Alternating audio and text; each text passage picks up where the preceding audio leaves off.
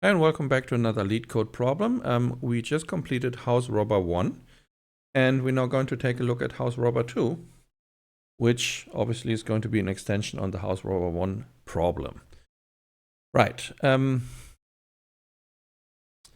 So this time we're getting a little twist. The first version of the problem was that we are not allowed to rob two adjacent houses, otherwise the police will be called. Now we're adding a little twist to that problem. We're still a professional robber planning to rob houses along a street, and each house contains a certain amount of stashed money. All houses at this place are arranged in a circle. That's the new twist. That means the first house is the neighbor of the last one. Meanwhile, adjacent houses have a system connected, and will automatically contact the police if two adjacent houses were broken into on the same night. So we're given an integer nums representing the amount of money of each house. And we should return the maximum amount of money that we can rob tonight without alerting the police. So if you remember, which problem number was that? Let me just look it up. So that's LeetCode 198, House Robber 1. In that problem and in that video, should be the previous video, I showed you 4 different approaches how you can find the amount of loot that you can get in one night by robbing houses. And so I would recommend that you have a look at that problem, because that explains how you can actually solve it. So here we're just going to reuse that solution and extend it so that we can take care of the fact that now we have a circle of houses. So, well, we had an O of n. I'm just making this really brief. So if we had an O of n time and O of 1 space solution where we computed how much loot we can get by robbing all the houses on the street without alerting the police. And what we did was we initiated a loot array with zeros, and we then looped over all of the houses for in range length of our houses. And then we computed the next value for loot that we could get. Well, actually, what we did was we took the loot from the house, from the previous house, with skipping the intermediate or the predecessor house. So we skipped one house plus, well, or the loot from the house before that. So we took the maximum from that. And we added the loot that we could get from the current house, num I, like so. And then we would just update our loot array. So loot was then a loot from 1 plus val. So that's kind of how we kept the space complexity to constant space. We kept shifting the elements to the right that were inside, so this one would fall out, and we would add the next one to it. And then we would just return the maximum of loot as the maximum loot that we could get. I think I still have a visualization for that problem. The idea was, okay, that's a lot of scribbles. I'm just going to sketch out the idea again. So if we have a list of houses,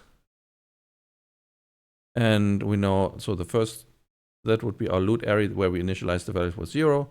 But if we then had values, I don't know, 3, 5, and 8, and 11 as the values in the house that we could loot, what we would do is the maximum loot we could get by visiting only house 1 would be the maximum of these 2 predecessors plus 3.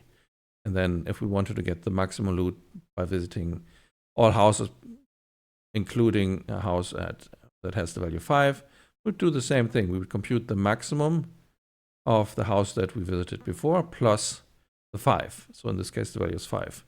Now, as we progress with the iteration, what is the maximum loot we can get by visiting all the houses up to the house with value 8? Well, we took the maximum of these two plus 8. So here actually, that would be 11 would have been the maximum value. And then when we go here to this house, we do the same thing. We compute the maximum between 3 and 5 and add 11, so that would be 16. And then the maximum value that we can get looting the street would be the maximum value in here. So in this case, that would be 16. So that's very brief, the idea of how to compute the maximum amount of loot we can obtain if the houses are not arranged in a circular array. Now we have to take care of the fact that if we visit, and by the way, this is the boundary. This was the first house, index 0, index 1, index 2, index 3 in this case. Now, if we looted the first house, we cannot loot the last house. So this is now the constraint that we have added. So we can't really use our solution from before. It doesn't work anymore, right? Nums. There we go. So this should actually fail the tests. Yeah, so it'll fail us, right? We're giving a higher value than we're supposed to, and that is because we are probably visiting a house twice that we shouldn't visit. So if we loot the first house, we cannot loot the last house because it's a neighbor of the first house. That's the problem.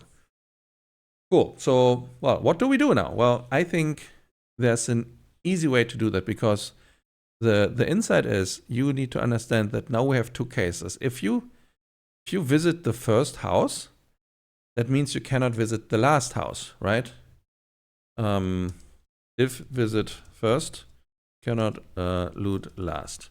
Similarly, if you don't visit the first house, you can visit the last house, right?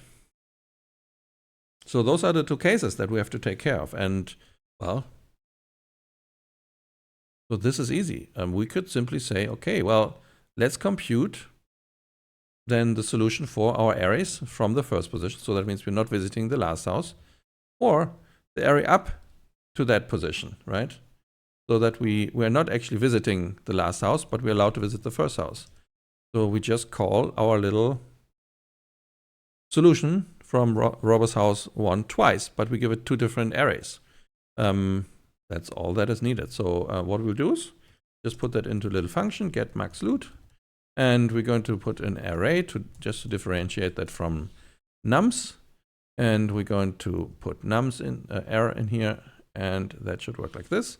And then we just return maximum of calling our get max loot, and the first call will be with that array, and the second time will be with the array including the end of the array. So that's how we can do that. And let's just run this to make sure that it works. Okay, so this gives us the wrong answer. And well, there is an edge case, right?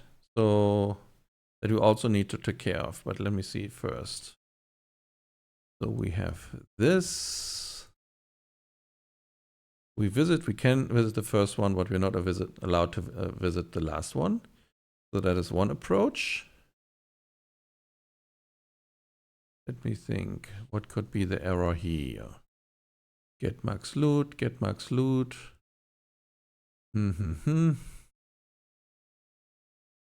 Okay, loot. Oh, I'm doing this error again. I did it last time as well, where I did I-1 and I-2, but it's not really. I at.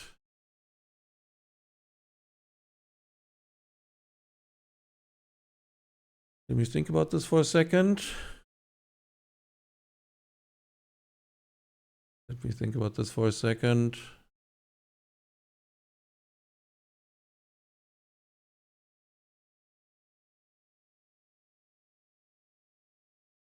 Yeah, that should work, right?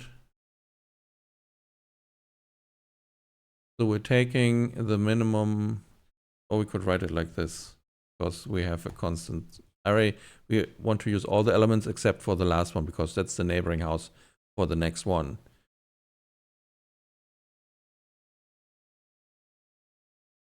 Int object has an attribute get max loot, get max loot, get max loot. And then we need a comma here, not a dot. Right, so yeah, so that will work. Now, there is an edge case you need to take care of. And maybe you don't spot it at first, but what if nums has only one element? That means we're not going to get any max loot, right?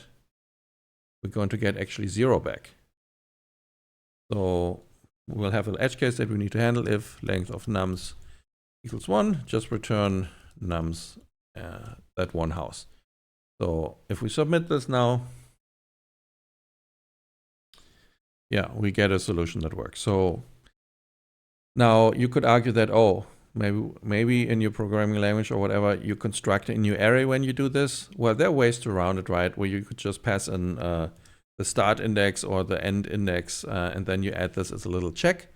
That just makes a little bit, well, you just add a little bit of code where you put in the start index here, for example, and the end index as well.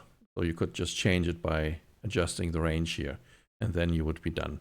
But yeah, that is essentially the same runtime and space complexity, if you think about it. So you can bring it down to O of 1 space as well, and you will still have linear time, and you will have solved this second version of this one-dimensional dynamic programming problem. And you can exchange these implementations to get the maximum with any of the 4 implementations that I've shown you in LeetCode 198, the first version of that problem.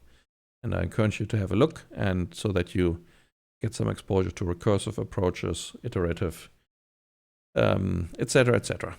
Well, thanks for watching.